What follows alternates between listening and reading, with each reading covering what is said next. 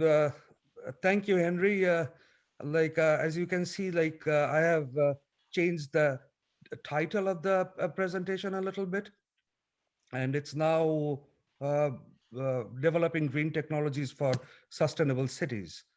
So pointer. All right.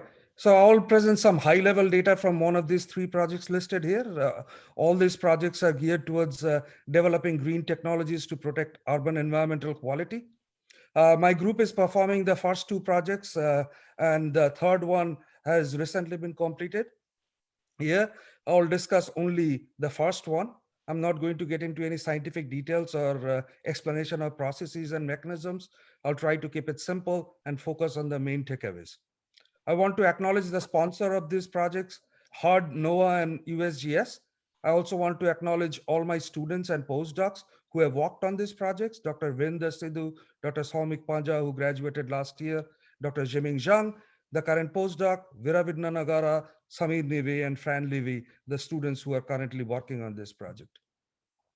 So, uh, what is a green remediation or green technology?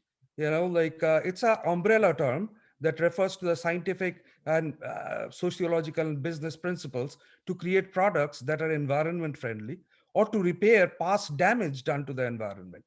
The latter is the perspective that we use in the field of environmental remediation. It has to be ecologically sensitive. Uh, it has to be and economically feasible. And of course, it has to be easy to implement. A green technology will not work if it is way too complex to implement in the field. So, let me,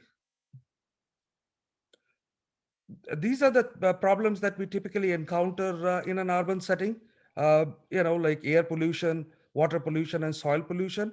My group is developing and implementing green technologies to address two of them, soil pollution and air pollution.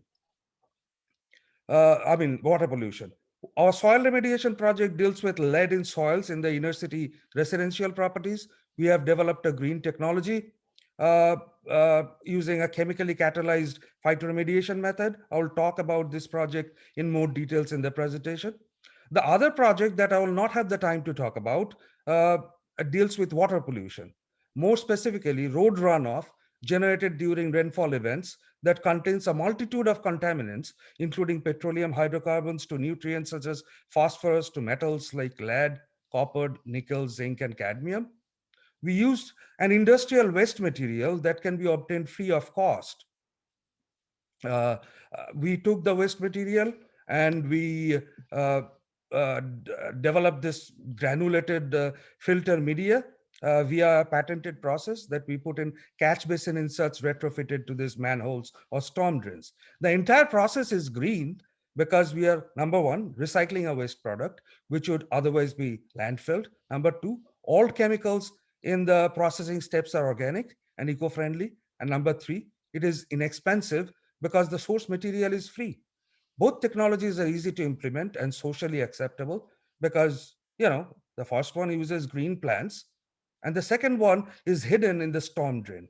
Unless you are the Phantom of the Opera, you'll probably not care much about those underground sewer implements. Am I right? So this is our soil remediation project. We are using green technology to remove lead contamination in urban soils. As many of you know, lead-based paints were banned in the United States in 1978. That was a long time ago. I was 10 years old. I barely started drinking. Not really. But the strange thing is that there are still many houses in all major cities in the US that still have the old lead-based paints. This is particularly an issue in low-income housings in inner cities. A weathering of paints results in high lead concentrations in residential soils, and that soil is trapped inside in the form of dust. Hence, human health risk from exposure to lead is still a major concern, despite the ban that was effected more than 40 years ago. This is because lead can persist in soils for a very long time. Also, think about leaded gasoline. It was used in the US until 1996. If you go to a roadside park in any major US city, and take soil samples walking inwards away from the road, you will see a proportionate decrease in lead concentration. Many public parks in the US have significant soil lead contamination problems. So, lead ingestion can lead to serious health problems. Children and pregnant women are most at risk from lead poisoning, and exposure, even a low concentration, can lead to behavioral and physical damage in children, including learning disabilities, decreased IQ, behavioral problems, decreased muscle and bone growth, and hearing damage. In New Orleans, a survey that included more than 55,000 children showed strong association between the concentration of lead in the soil and concentration of lead in in blood. Communities where soil lead concentration were high also had high blood lead levels uh, uh, in their blood results, and vice versa. Lead in soils and house dust have long been recognized as principal sources of excess lead absorption among young children.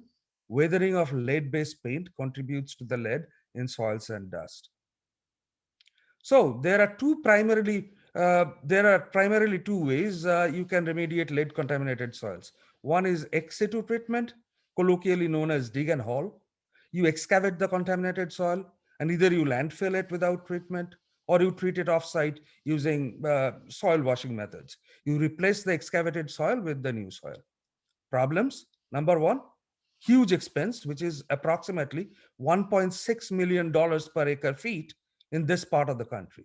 Possible for remediation of Superfund sites, but not for residential sites. Number two, ecologically, it's not sustainable at all. You are basically destroying the entire micro ecosystem. Soil lead can also be treated in situ.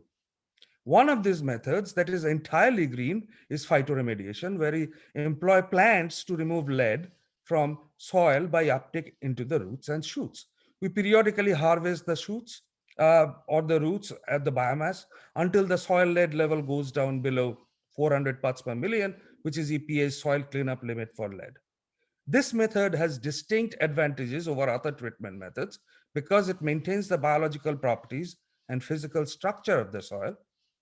It is an inexpensive treatment method, but at the same time, it is a lengthy treatment method. So, what do we do with the spent biomass that we harvest? One of the ways of reutilizing the harvest is by dissolving the biomass and extracting the metals. Problem with this approach is money, which doesn't make it a very sustainable method unless we use this method to clean up precious metal mine sites like gold mine sites. Researchers have found that gold nanoparticles generated in the plant system have much higher therapeutic value compared to those generated by chemical methods. What else can we do? If the translocation is low, that is, if the metals don't move much from the root to the shoot, then the aerial biomass can be used for other purposes, such as to generate biochar or even ethanol, depending on the plant species. But the most common method is incineration or ashing the biomass. So that leads to the most common question that I almost always get. Aren't we just transferring the metals from one site to another? It was in the soil, and now it is in the landfill in the form of either plant material or in the form of ash. Isn't that the case? Oh, absolutely. That's exactly the case. But what happens in between is mass reduction. Let's assume we have 10 acres of lead contaminated soil going up to a depth of 1 foot. All right. So if we go for the traditional dig and haul, we have to landfill 30,000 tons of contaminated soil. If we use phytoremediation and decide to dispose of the spent biomass directly, that's 1,200 tons of contaminated plant material. If we further incinerate it, the mass of the ash is 120 tons, which is less than 0.5% of the original tonnage. It takes a lot of money to landfill hazardous wastes. So this practice translates into significant cost saving, making it a financially green technology. So phytoremediation has proven to be an inexpensive and environment-friendly technology for the cleanup of lead. but the efficiency depends on the existing forms of soil lead. Plants can extract soluble and exchangeable forms of lead directly via uptake. However, lead that is bound to mineral phases in the soils, such as carbonate bound, oxides bound, silicate bound, cannot be directly taken up by plants. We used a biodegradable chelating agent, ethylene diamine disuccinic acid, or EDDS, to facilitate phytoextraction by transforming soil lead from various mineral bound forms to plant extractable forms, which can then be taken up by the plant. EDDS is basically an SS isomer of EDTA, an industrial grade chelating agent. Actually, EDTA is a much stronger chelating agent than EDDS and solubilizes more lead than EDDS. However, EDTA doesn't biodegrade. So using EDTA will take care of the lead pollution problem in the soil rather quickly, but it will create another problem of its own down the road.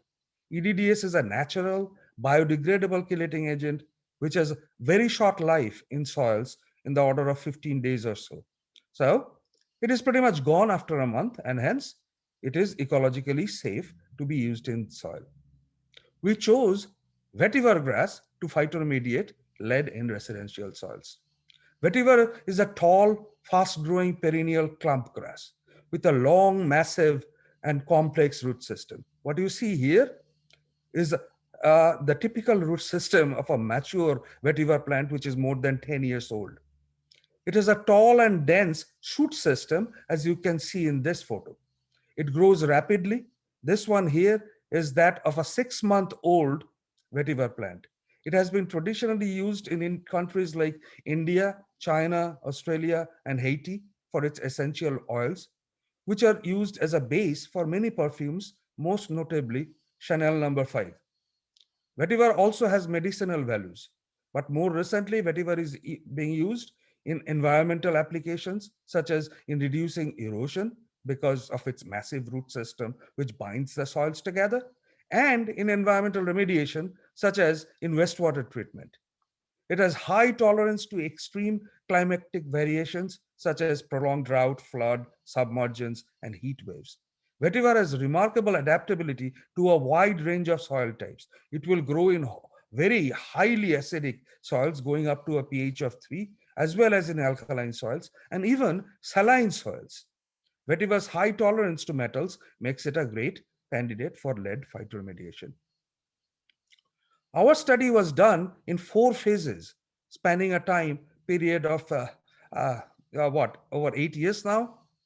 It started with a bench scale laboratory study where uh, I was in another university at that time. We collected lead pit contaminated soils from numerous properties in several cities in the US to understand how lead is speciating in soils with variable physicochemical properties. We also looked at the various bound forms of lead and how EDDS dissolves lead from those bound forms. A lot of mechanistic work was done at that time to understand the basic chemistry of the system. In the next step, we did a greenhouse study with vetiver and EDDS.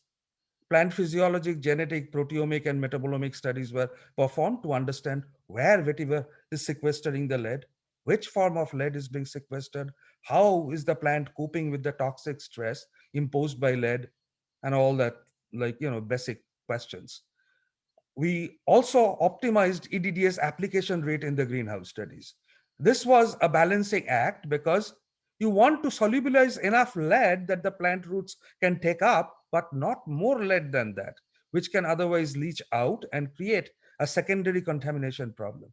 I would say that part was the trickiest of all. In the third phase, we did a panel study in the field. We wanted to see how the technology works outside in the natural environment. We also wanted to find out how much erosion control vetiver is doing. If soil erosion is controlled, then the amount of house dust generated goes down. We had mechanisms to collect both surface runoff and leachate. This allowed us to optimize the volume of water that we need to irrigate the plants based on the soil's water holding capacity. The last phase, the phase that we are currently in, is the field study where we are implementing this chemically catalyzed phytoremediation technology in residential properties in 2 cities. We chose a large city, San Antonio, and a medium city just next door to us, Jersey City, as our field testing sites. There are a large number of old homes in these two cities. For example, in San Antonio, more than 57% of the existing inner city housing were constructed prior to 1978. The other major reason behind choosing San Antonio is that it never snows there. Vetiver dies in prolonged snow. So, in case of Jersey City, you have to uproot and plant vetiver every year. But in San Antonio, once vetiver is established, it lives forever like any other perennial. Also, the soils in San Antonio are alkaline, whereas the soils in Jersey City are slightly acidic. Backyards of three residential properties in San Antonio and three residential properties in Jersey City were used or are being currently used in this field study. Before employing our technology, lead concentration in soils were analyzed. These are all the sampling sites that you can see. We used a handheld XRF for that. Lead concentrations varied significantly within the properties. Lead levels were higher in sampling sites that were close to the buildings, which makes perfect sense because of the weathering of wall paint. The maximum lead concentration obtained in San Antonio was about 15,000 parts per million, whereas the maximum for Jersey City was a little less than 3,000 parts per million. In each residential property, vetiver planting was done in 6 feet by 6 feet plots. The plots were plowed to a depth of 6 inches, which is typical depth of surface soil. Two leachate collectors were installed in each plot to monitor potential leaching of lead. Vetiver grass was planted in the plots and treated with EDDS. Control plots were established with common grass cover and vetiver grass cover, but they did not receive any EDDS application. Here are the basic soil properties. The Jersey City soil, as you can see, are all acidic with relatively low salinity. Uh, the San Antonio soils were slightly alkaline with very high salinity. The aluminum and iron content of San Antonio soils were a little bit higher, indicating that lead may be more strongly bound in these soils. Also, given the high pH of the San Antonio soils, lead was expected to be adsorbed much more strongly in these soils. We did a laboratory test before applying EDDS to the field study sites. Our earlier phase 2 and phase 3 studies showed that we can add up to 15 millimoles of EDDS without having the concern of solubilizing more lead than what the plants can take up. Keeping this in mind, we chose 5 initial concentrations 2, 5, 10, 15, 20, and 30 millimoles, and determined the amount of plant available lead, which is a combination of soluble lead and exchangeable lead. So laboratory tests showed that with increase in EDDS concentration, there was an increase in plant available lead. This is what we expected. However, means comparison showed that there was no significant difference in lead extraction between 2 millimolar and 15 millimolar EDDS application in Jersey City soils. At the highest EDDS concentration, almost half of the total lead was extracted. The story was a little bit different in San Antonio soils. Extractable lead at 2 and 5 millimolar EDDS was significantly lower than 10 millimolar and above. This was expected because, based on the nature of the soils in San Antonio, lead was supposed to be more strongly bound, hence, higher strength of EDDS would be needed to dislodge the adsorbed lead. So, based on the laboratory study results, we chose an EDDS concentration of 2 millimolars for the field tests. We knew that it may not be enough for the San Antonio soils, but given that we are doing the study in actual residential properties and not in greenhouse setting or raised bed panels, we decided to err on the safe side in year one. The idea was that we will monitor lead in soil and plans for 2 rounds of EDDS application this year and then decide if we need to increase the concentration. So in Jersey City, total lead concentration in all sites decreased after the first round of EDDS treatment. The largest decrease was in site 1, where lead concentration decreased by about 14%. Lead concentration in vetiver roots increased as expected, ranging from 25% to more than 300%. Lead was not taken up by vetiver or grass in the control plots. In case of San Antonio, the story was a little bit different. In site 1, there was a decrease in total soil lead. However, in site 2 and 3, lead concentration increased slightly, although the roots were clearly taking up the lead. Site 1 was in the middle of the backyard, not close to any building. Sites 2 and 3 on the other side were right next to the building walls that have lead-based paints. It was an active weathering zone, as you can see in this photo. Vetiver was indeed taking up lead, but the rate of lead uptake was less than the rate at which lead was being added by weathering. So on the basis of these results, we have decided to stay with 2 millimolar EDDS in Jersey City, but increase the concentration to 10 millimolar for San Antonio in round 2. So here's a summary of the round 1 field study results. Our phytoremediation clearly enhanced lead removal from soils. EDDS promoted lead conversion from non-plant soil extractable forms to plant extractable forms. As I mentioned, the study is ongoing. So that's pretty much it. If you want to know more about this project or any other green technology projects that my group is conducting, contact me. Now, if we have any time left, which I don't think we do, I'll be happy to answer. Yeah, we could take a couple of questions from the audience. Thanks very much, Dibs, for this very important research. Okay, so questions from the audience, please. Yes, I have a question. Yes, Alex. So this is something that I've seen with composting systems, is that composting systems can, similar to what you're describing, absorb or adsorb, I'm not entirely certain, which the pollutants that you're describing. The issue that I've always been concerned with is that if you are introducing the vetiver roots into the residential settings, even though runoff of the pollutants, you're going to decrease runoff. Still, the grasses in front of someone's home in an urban setting, they're still going to remain pretty much unusable because they're still going to hold the pollutants that you described. So what's a possible way to handle that scenario? Well, like you can harvest it and like landfill the harvest, or you can harvest it, ash it, and landfill and the harvest. And as I said, in San Antonio, like again, like it doesn't snow, so vetiver stays there forever. But in Jersey City or in the northern, northern US areas, like you have to like uproot the whole thing every year and then replant the vetiver the next year. So like again, you are not leaving that stuff in the soil. In case of San Antonio, once we know that, like we are monitoring the lead concentration in the soils. Once we know that it has gone below like 400 parts per million, you can just uproot the plants and, basically landfill it and then put new grass on it. That's it. Mm-hmm. Okay. Okay, thanks, Alex. And I think Dibs might be able to entertain one more question. Sure. From the audience. Okay, if not, let's conclude the forum today. I want to thank our wonderful speakers for sharing their exciting research with us.